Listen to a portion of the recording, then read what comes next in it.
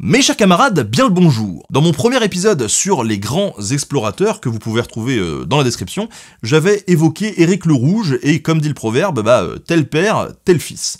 Alors vous l'avez compris, l'hérédité chez les Vikings c'est assez important, hein. Et si Éric le Rouge fut un meurtrier comme son père, Leif, le fils d'Éric, il fut bien le digne fils de son père aussi, mais pas, heureusement pour lui, pour ce qui est du meurtre. Lorsqu'on évoquait Éric le Rouge, on parlait de sa paisible existence en Islande depuis les années 960-970, durant laquelle il fonda une famille avant de s'enguirlander avec ses voisins. C'est pendant cette période qu'est né son fils, Leif Erikson, dit le chanceux, a priori vers 970. Leif grandit principalement seul, car son père, après avoir été banni de Norvège pour meurtre, est aussi condamné à l'exil pour un autre meurtre en Islande. Pendant 3 ans, Éric est loin de sa famille. Leif et ses frères, Thorstein et Thorvald, ainsi que leur demi-sœur Freydis, sont remis aux soins d'un ami ou d'un esclave d'Éric, on ne sait pas très bien, qui s'appelle Tyrker.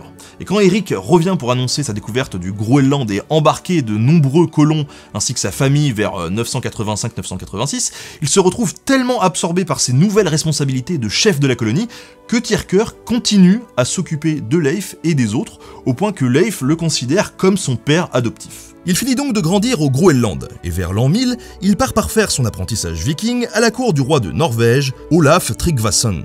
Arrivé à la cour d'Olaf, il devient probablement huskarl de celui-ci, c'est-à-dire garde du corps, ou en tout cas membre de son entourage. Sauf qu'Olaf étant chrétien, Leif finit par se convertir, puis reçoit même carrément pour mission de retourner au Groenland avec un prêtre, histoire d'y introduire le christianisme. Leif revient donc au Groenland, mais durant son voyage, son navire est déporté à l'ouest de celui-ci et il aperçoit au loin une terre où poussent naturellement le blé et la vigne. Il récupère 2 naufragés vikings sans trop s'attarder et retourne donc au Groenland afin de christianiser le pays. Ce qui évidemment ne plaît pas trop à Éric, qui voit une contestation de son autorité, mais qui pourtant le laisse faire. Et en même temps, j'ai envie de dire, il s'occupe déjà assez peu de ses gosses, alors si en plus il leur interdit de s'amuser comme ils veulent, il n'est pas sorti de l'auberge. Ainsi, Leif et sa mère, chrétienne également, font beaucoup pour la christianisation de l'île. Et ça reste l'un des crédits majeurs que l'on doit au fils d'Éric, même si c'est pas ce qui nous intéresse aujourd'hui. Un jour, en effet, Éric et son fils écoutent le récit d'un certain Bjarni Herjolfsson. En 986, débarquant comme à son habitude en Islande pour rendre visite à ses proches, Bjarni apprend qu'ils sont partis pour le Groenland avec Éric. Il décide donc de les suivre, mais se perd au large de la côte ouest du Groenland, d'où il aperçoit plus loin à l'ouest des terres qui semblent riches, fertiles et vertes. Et sans pour autant chercher à y foutre les pieds, il réussit finalement à rejoindre le Groenland. Personne, sur le coup, n'a fait très attention à son récit, trop occupés qu'ils étaient à fonder les colonies du Groenland. Mais, désormais, l'histoire intéresse le confortablement installé Éric et surtout son fils Leif le Chanceux, qui semble avoir vu la même terre occidentale. Éric se dit donc que c'est l'occasion de rattraper le temps perdu et propose à Leif d'aller passer un vrai moment père-fils comme ils ne l'ont jamais fait.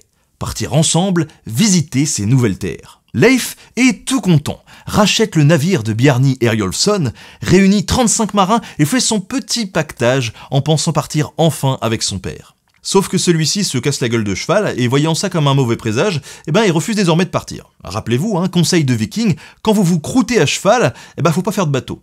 C'est tonton Éric qui le dit. Leif part donc sur son navire avec ses 35 marins et met cap vers le nord-ouest. Il découvre ainsi en premier lieu une île aux grands rochers plats qu'il appelle donc Eluland, le pays des rochers plats, qui peut correspondre à l'île de Baffin. Sauf que les cailloux, c'est bien, mais ça se mange pas et ça facilite pas l'agriculture. Il continue donc son exploration vers le sud cette fois et tombe sur ce qui est peut-être le Labrador couvert de grands arbres et de plages de sable blanc. C'est mieux, mais c'est pas encore l'idéal. Donc Leif l'appelle Markland, le pays de la forêt, et se taille encore un petit peu plus au sud. C'est ainsi qu'il découvre une 3e terre, belle, bien verte, avec de grands arbres mais aussi de la vigne et de grandes prairies. Elle devient aussitôt, avec l'imagination terre-à-terre des vikings qui appellent un chat, Vinland, ce qui signifie soit pays de la vigne, soit pays de la plaine. Lui et ses hommes décident donc de s'y implanter y construisant un ensemble de baraquements appelé Leifsbudir, traduction les maisons de Leif. Ils y passent l'hiver, la moitié du groupe devant entretenir le camp et trouver à bouffer, le saumon y étant abondant, l'autre devant explorer. Leif dirigeant alternativement les 2 groupes. Il devient ainsi le premier Européen, près de 5 siècles avant Christophe Colomb, à s'implanter solidement sur le sol du continent américain.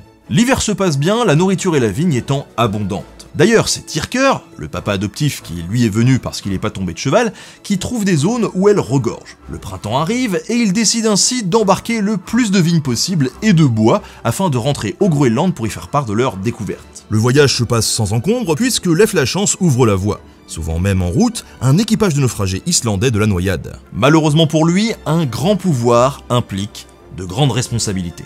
Quand son père Eric meurt suite à une épidémie entre 1003 et 1010, donc peu après son retour du Vinland, c'est à lui, l'aîné, de prendre la tête de la colonie.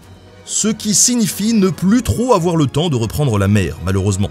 Son frère Thorvald continua un peu son œuvre s'aventurant sur les côtes nord-américaines avant de mourir, a priori, face aux Indiens algonquins. Mais Leif, lui, ne les vit jamais plus, trop occupé qu'il était à administrer les colonies, à répandre le christianisme et à régler les problèmes familiaux car sa demi-sœur Freydis était retombée dans les travers héréditaires de meurtres sanglants. Il mourut ainsi vers 1020-1025, son fils prenant à son tour la relève à la tête de la colonie, le cycle de la vie viking. C'est beau.